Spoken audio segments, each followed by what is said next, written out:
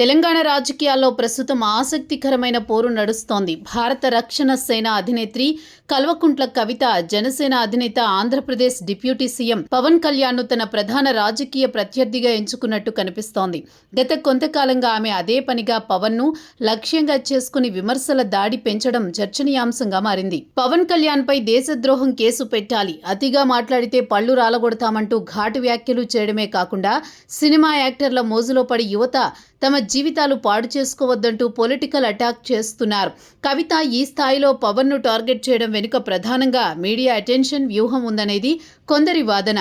ప్రస్తుత డిజిటల్ యుగంలో పవన్ పేరు చెప్తే వచ్చే సోషల్ మీడియా రీచ్, క్రేజ్ అంతా ఇంత కాదు.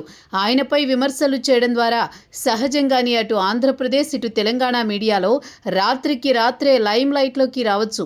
ఢిల్లీ లిక్కర్ స్కామ్ పరిణామాలు, ఆ తర్వాతి రాజకీయ స్తబ్దత నుంచి బయటపడి తన ఉనికిని చాటుకోవడానికి నిరంతరం వార్తల్లో నిలవడానికి కవితకు పవన్ కళ్యాణ్ ఒక పర్ఫెక్ట్ రాజకీయ ప్లాట్ఫామ్గా కనిపిస్తున్నారని భావిస్తున్నారు. పవన్ ఫ్యాన్స్ ఇచ్చే కౌంటర్ల ద్వారా పొలిటికల్ మైలేజ్ పెంచుకోవాలనేది ఇందులో భాగమే కావచ్చు. కేవలం మీడియా క్రేజ్ మాత్రమే కాకుండా దీని వెనుక లోతైన ఓటు బ్యాంకు సమీకరణాలు కూడా ఉన్నట్టు తెలుస్తోంది. తెలంగాణలో ముఖ్యంగా హైదరాబాద్ పరిసర ప్రాంతాల్లో కూకట్పల్లి, షేరిలింగంపల్లి, ఎల్బీనగర్ వంటి నియోజకవర్గాలు, ఖమ్మం, నిజామాబాద్ జిల్లాలో ఆంధ్ర సెటిలర్లు, అలాగే పవన్ అభిమానించే యువత ఓట్లు చాలా కీలకం.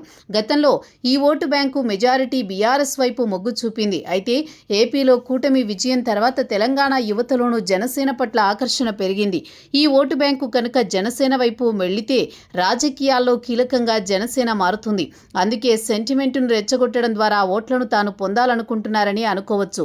మరో కోణంలో చూస్తే తెలంగాణలో బీజేపీతో జనసేనకు ఉంటుందని భావిస్తున్న పొత్తును, అలాగే ఆంధ్రాలో కూటమి సక్సెస్ ఫార్ములాను ఇక్కడి రాజకీయాలకు ముడిపెట్టే ప్రయత్నం కూడా జరుగుతోంది. పవన్ను విమర్శించడం ద్వారా అటు తెలంగాణ బీజేపీని అయితే ఒక జాతీయ స్థాయి ఇమేజ్ ఉన్న నేతను వ్యక్తిగతంగా దూషించడం, పళ్లు రాలగొడతామంటూ వివాదాస్పద వ్యాఖ్యలు చేయడం వల్ల కవిత పొలిటికల్ గ్రాఫ్ పెరుగుతుందా, లేక పవన్ కళ్యాణ్ అభిమానుల ఆగ్రహానికి గురై మరింత డ్యామేజ్ అవుతుందా అనేది రాబోయే రోజుల్లో తేలనుంది.